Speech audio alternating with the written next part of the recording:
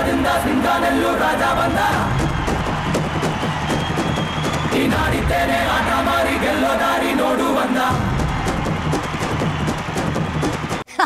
I like it ಕಾಂತ I like it. ಕರ್ನಾಟಕದಲ್ಲಿ ruling party and opposite ಪಾರ್ಟಿನಲ್ಲೂ ಇಲ್ಲ ಇಂಥ ಸಮರವೀರ. ಚಾಮರಾಜನಗರದ ಪಟ್ಟೆ ಒಲೆ ಕಾಂತ ಪಟ್ಟೆ ಒಲೆ ಸೂಪರ್. ಈ ಕನ್ನಡ ಹೋರಾಟದ ಹುಲಿ ಇವತ್ತು ಸಿಕ್ಕಾಪಟ್ಟೆ ಅರ್ಜೆಂಟ್ ಆಗಿ ಟೆನ್ಷನ್ ಮಾಡ್ಕೊಂಡು ಅದೇನೋ ಉಯ್ಯೋ ಚಳವಳಿ ಮಾಡ್ತಾ ಇದ್ದಂತೆ. ಯಾಯ್ ನಡಿ ಕಾಂತ ಏನದ ಅಂತ ನೋಡ್ಕೊಂಬರೋಣ. ನಡಿ ನಾಳೆ ಅಣ್ಣ ಈ ನಿಮ್ಮ ಡ್ಯಾಶ್ ಉಯ್ಯೋ ಚಳವಳಿಗೆ 75 ಡ್ರಮ್ ಹೇಳಿದ್ರಲ್ಲ ತರೋದಕ್ಕೆ ತರಿಸಿದೀವಿ ಸಾಕಾ?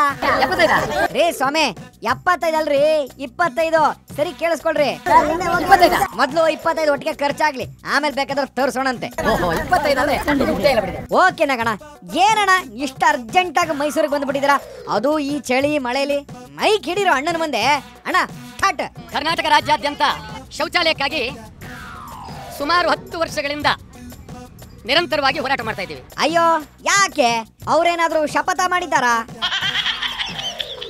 ಶೌಚಾಲಯ ರಾಜ್ಯಪಾಲರಿಗೆ ಬೇಕಾಗಿಲ್ಲ, ಮುಖ್ಯಮಂತ್ರಿಗಳಿಗೂ ಬೇಡವಾ? ಮುಖ್ಯಮಂತ್ರಿಗಳಿಗೆ ಬೇಕಾಗಿಲ್ಲ, ತಗಳಪ್ಪ ವರ್ಷೆ ಮಂತ್ರಿಗಳಿಗೆ ಬೇಕಾಗಿಲ್ಲ. ಅದೇ ಯಾಕೆ ಅಂತ. ನ್ಯಾಯಾಧೀಶರಿಗೆ ಬೇಕಾಗಿಲ್ಲ, ಅವರಿಗೂ ಬೇಡವಾ? ಯಾಕೆ ಶಿವ? ಶಾಸಕರುಗಳಿಗೆ ಬೇಕಾಗಿಲ್ಲ, ಲೋಕಸಭಾ ಸದಸ್ಯರುಗಳಿಗೆ ಬೇಕಾಗಿಲ್ಲ. ಮೋಸ್ಟ್ಲಿ ಕಿಡ್ನಿ ಸ್ಟೋನ್ ಆಗಿ ಅದು ಬರ್ತಾ ಇಲ್ವೇನೋ. ಹೋಗ್ಲಿ ಬಿಡಿ ಆಮೇಲೆ ನೋಡ್ಕೊಳ್ಳೋಣ. ಸರಿನಪ್ಪ ಇವ್ರು ಯಾರಿಗೂ ಬೇಡ ಅಂದ್ರೆ ಮತ್ತೆ ಬೇಕಿರೋದು ಯಾರಿಗೆ? ಬೇಕಾಗಿರ್ತಕ್ಕಂಥದ್ದು ಸಾಮಾನ್ಯ ಜನಗಳಿಗೆ, ಬೀದಿಯಲ್ಲಿ ತಿರುಗಾಡುವ ಜನರಲ್ಲಿ, ಹೆದ್ದಾರಿಯ ಜನಗಳಿಗೆ ಬೇಕು, ರಾಷ್ಟ್ರೀಯ ಹೆದ್ದಾರಿಗೆ ಬೇಕು, ರಾಜ್ಯ ಹೆದ್ದಾರಿಗೆ ಬೇಕು.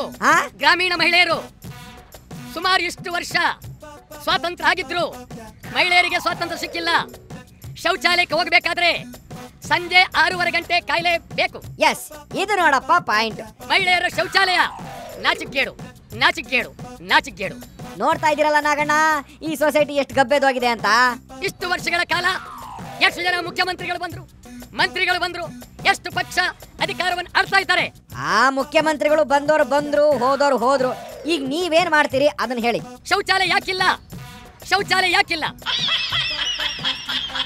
ಯಾರ್ಯಾರ ಕಾಲದಿಂದ ಈ ಕರ್ನಾಟಕದಲ್ಲಿ ಶೌಚಾಲಯ ಇಲ್ಲ ಹೇಳಿ? ನಿಜಲಿಂಗಪ್ಪನವರಿಂದ ಹನುಮಂತಯ್ಯನವರಿಂದ ಸಿದ್ದರಾಮಯ್ಯನವರೆಗೂ ಕೇಳ್ತಾನೆ ಶೌಚಾಲಯ ಎಲ್ಲಿ?